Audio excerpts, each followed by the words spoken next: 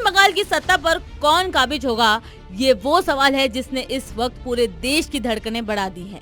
Exit polls आ चुके हैं, सट्टा बाजार अपनी चाल चल चुका है और राजनीतिक पंडित टीवी चैनलों पर बैठकर अपनी मत्थापच्ची पूरी कर चुके हैं। लेकिन क्या होगा अगर हम आपसे कहे कि असली खेला तो अभी शुरू होना बाकी है। जी हाँ, जब जमीनी समीकरण उलझ जाते हैं तो नजरें आसमान के सितारों पर टिक जाती है।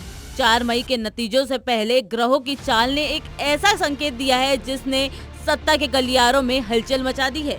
क्या बंगाल में वाकई कोई बड़ा उलटफेर होने वाला है? चलिए आज इस स्पेशल रिपोर्ट में समझते हैं कि ज्योतिष और राजनीति का ये मेल क्या इशारा कर रहा है। सबसे पहले बात करते हैं उस महागोचर की जो नतीजों से ठीक पहले हुआ है। जयपुर के प्रसिद्ध ज्योतिषाचार्य दिलीप गुप्ता ने की माने तो 30 अप्रैल की सुबह बुध ग्रह ने अपनी चाल बदली और मेष राशि में प्रवेश कर लिया है। अब यहाँ पहले से ही ग्रहों के राजा सूर्य विराजमान थे। ज्योतिष शास्त्र में जब सूर्य और बुध एक साथ आते हैं तो बनता है बुधादित्य राजयोग। लेकिन ये सामान्य राजयोग नहीं है, ये योग नतीजों से ठीक 4 दिन पहले बन रहा है, जो सीधा इशारा कर रहा है कि चुनावी समीकरणों में आखिरी वक्त पर कोई बहुत बड़ी हलचल होने वाली है। बुध को बुद्धि और संचार का कारक माना जाता है और जब वो मेष जैसी अग्नि तत्व की राशि में जाता है तो राजनीति में फास्ट चेंजिंग नैरेटिव यानी तेजी से बदलने वाली तस्वीर देखने को मिलती है। अब सवाल ये है कि इसका काउंटिंग के दिन क्या असर होगा। ग्रहों की स्थिति बताती है कि 4 मई के दिन तस्वीर बिजली की तरह बदलेगी।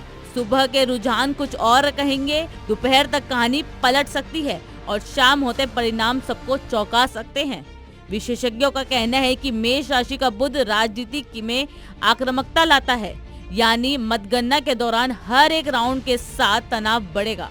हो सकता है जो शुरुआती रुझान आपको टीवी पर दिखे वो भ्रामक हो। जो पार्टी सुबह जश्न मना रही होगी, शाम तक उसकी धड़कनें बढ़ सकती है। यानी इस बार बंगाल में सिर्फ कांटे की टक्कर नहीं बल्कि पल पल पलटती किस्मत का खेल दिखेगा।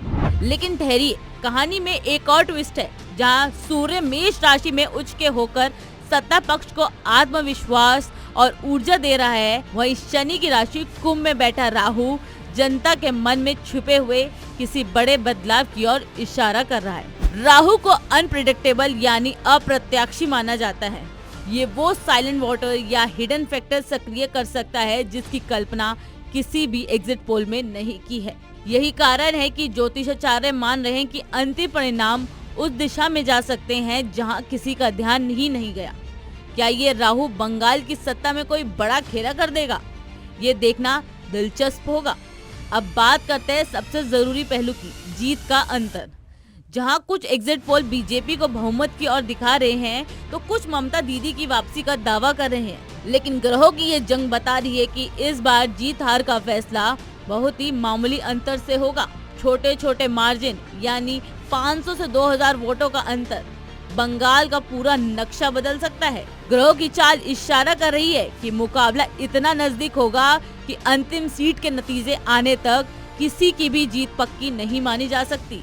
ये नजदीकी मुकाबला ही वो असल वजह है जो इस चुनाव को अब तक का सबसे रोमांचक चुनाव बना रहा है। तो दोस्तों, अब बात ये है कि सट्टा बाजार और एग्जिट पोल अपनी जगह है, लेकिन ग्रहों की चाल ने खेला होने की पूरी संभावना जता दी है। क्या बुद्धिदत्ता योग सत्ता परिवर्तन लाएगा या राहु का प्रभाव किसी नए किंग मेकर को जन्म देगा? 4 मई की शाम तक सब साफ हो जाएगा। लेकिन एक बात तय है, इस बार बंगाल की सत्ता की कुर्सी तक पहुंचने वाला रास्ता बहुत सारे मोड़ों और उतार चढ़ाव से होकर गुजरने वाला है। आपको क्या लगता है, क्या वाकई ग्रहों की ये चाल नतीजे को बदल देगी? अपनी राय आप हमें कमेंट बॉक्स में जरूर दीजिएगा।